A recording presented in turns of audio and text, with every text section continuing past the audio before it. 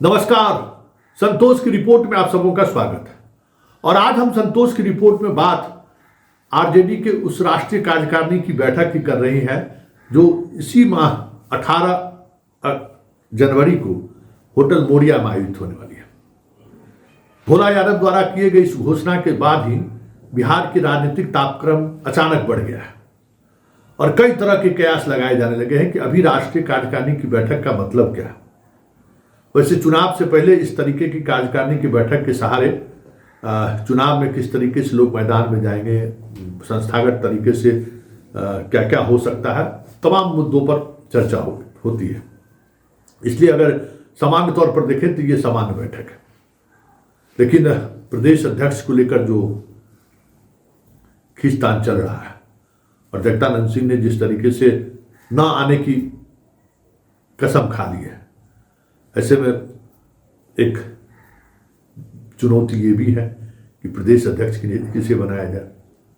दूसरी चुनौती राष्ट्रीय अध्यक्ष को लेकर है, क्योंकि अभी भी राजनीति के फलक पर तेजस्वी जो कुछ भी दिखाने की कोशिश करें, लेकिन पार्टी, संगठन और विचारधारा पर आज भी लालू उसी तरीके से काबिज है।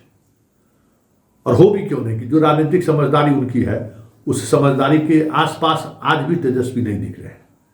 लेकिन तेजस्वी इसके लिए आत्ममंथन करने के बजाय तेजस्वी अपने पिता पर ही आजकल ठिकरा फोड़ने लगे। वो ये दिखाने की कोशिश करने लगे हैं अपने परिवार में भी और अपने परिवार से बाहर जो उनके 2-3 लोगों की खास जो टोली है उसके बीच ये कहते दिख रहे हैं कि सारी समस्या का जड़ मेरे पिता ही है और अब हमें पार्टी का कमान पूरी तौर पर अपने हाथों में लेना होगा, नहीं तो फिर बहुत मुश्किल हो जाएगा। याद करिए पिछले राष्ट्रीय कार्यकारिणी की बैठक के दौरान भोला यादव ने एक प्रस्ताव दिया था, पार्टी का नाम बदलना, चुनाव चिन्ह बदलना, सब कुछ उस प्रस्ताव में था। नए पार्टी का गठन तक का अधिकार लालू और तेजस्वी को दे दिया गया था और उस दौर में चर्चा ये थी कि नीतीश और आरजेडी दोनों पार्टियों का विलय हो जाएगा और एक नई पार्टी निकलेगी। लेकिन उस समय सत्ता में नीतीश के साथ तेजस्वी भी थे और उस प्रस्ताव पर बड़ी ही चर्चा गंभीरता से हुई थी। लेकिन उस प्रस्ताव पर पिछले महीने से थोड़ी सक्रियता बढ़ी है। तो क्या इस राष्ट्रीय कार्यकारिणी की बैठक के सहारे तेजस्वी ताजपोशी का दबाव तो नहीं बना रहे हैं? क्योंकि उस प्रस्ताव पर भी जो पार्टी का नाम, चुनाव चिन्ह को लेकर जो तेजस्वी का ऑब्जर्वेशन है, अब उसको लगता है कि अपनी पिता और माता की विरासत को हमें त्याग देना चाहिए। पिता और माता की विरासत से जो चीज़ें मिली हैं उसके सहारे हम सत्ता के शिखर पर नहीं पहुंच सकते। वो विरासत कहीं न कहीं मुझे रोक रहा है। जंगल राज हमें आरे आ रहा है।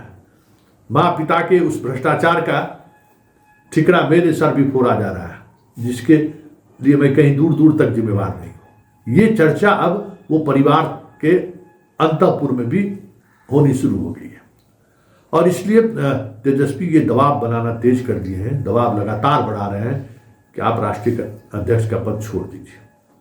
और सीधे सीधे लालू के पुत्र चुनौती दे रहे हैं। मीसा भारती का कल पटना आना, परिवार में लगातार बैठकों का जो दौर चल रहा है उसके पीछे भी वजह यही है। वैसे मीसा भारती, तेज प्रताप, ये लोग नहीं चाहते हैं कि तेजस्वी की ताजपोशी हो। हाँ, अगर बीच का रास्ता निकालना पड़े तो राबड़ी को राष्ट्रीय अध्यक्ष बना दिया जाए, लेकिन तेजस्वी को भी कमान न मिले। ये घर के अंदर भी चल रही है राजनीति, वहीं घर के बाहर की जो राजनीति है उस राजनीति में तेजस्वी को राष्ट्रीय अध्यक्ष कैसे बनाया जाए।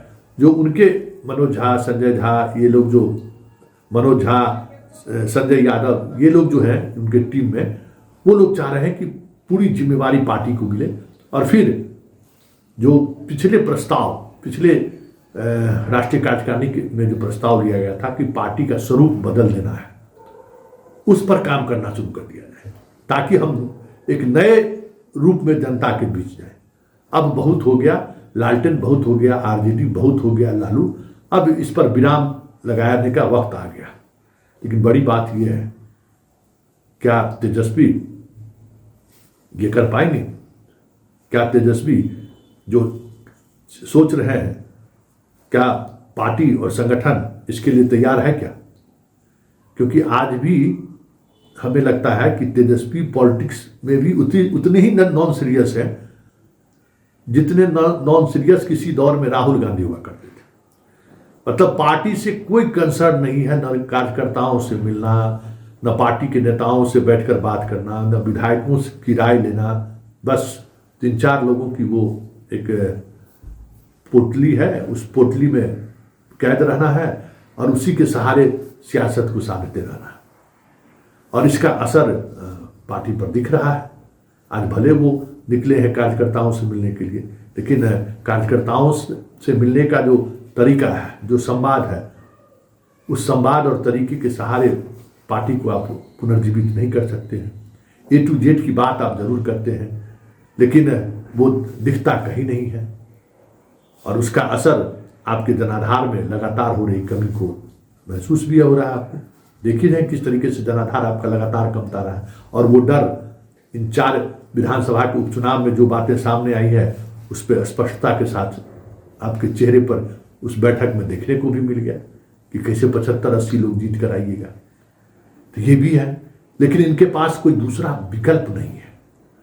ये अब इनके पास यही लग रहा है कि हम पारिवारिक विरासत से पार्टी और पार्टी के नेताओं को बाहर लाए।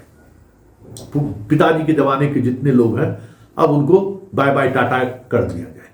जगदानंद सिंह की जो समस्याएं हुई है या जगदानंद सिंह को लेकर जो बातें हैं, जगदानंद सिंह जिस वजह से नाराज है, उनके बेटे के हराने के लिए जिस तरीके से पटना में पार्टी के पदाधिकारियों के द्वारा ही वोटरों को फोन किया जा रहा था, नाराजगी का कारण वही है।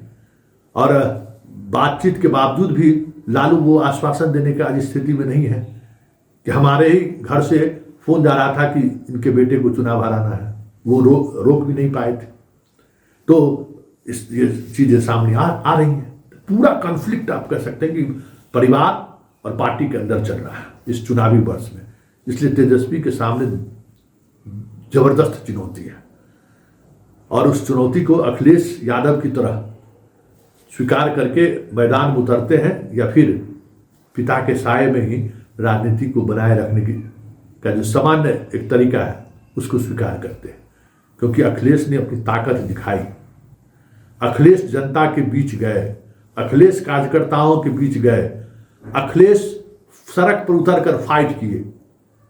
तब पार्टी को सिर्फ पार्टी सुप्रीमो से ही नहीं, मुलायम सिंह यादव से ही नहीं, पूरे परिवार से जितने चाचा थे सबों से पार्टी को बाहर निकालने में वो कामयाब। और पूरी पार्टी, पूरा वोट जमात अखिलेश को स्वीकार किया, अखिलेश के साथ खड़े दिखे। तब जाके मुलायम सिंह ने उस सत्ता को स्वीकार किया। ये ताकत तेजस्वी में है क्या? क्या तेजस्वी अखिलेश यादव की तरह जनता के बीच सीधा संवाद अभी तक कर पाए क्या? 10 वर्षों से तो सक्रिय राजनीति में हुआ है। क्या जनता के संवाद के सहारे वो कभी सड़क पर उतरे हैं क्या? जनता के लिए कभी उन्होंने लाठी खाई है क्या? सरकार के सवाल पर कभी आंख में आंख डालकर नीतीश कुमार से सवाल कभी पूछा है क्या?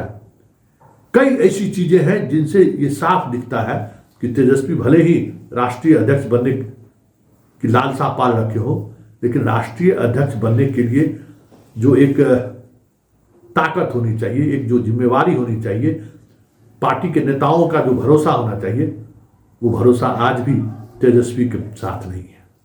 ऐसे में इस चुनावी वर्ष में राष्ट्रीय कार्यकारिणी में अगर इस तरीके के फैसले लिए गए तो आने वाले चुनाव में और भी बुरी स्थिति हो जाए तो कोई बड़ी बात नहीं।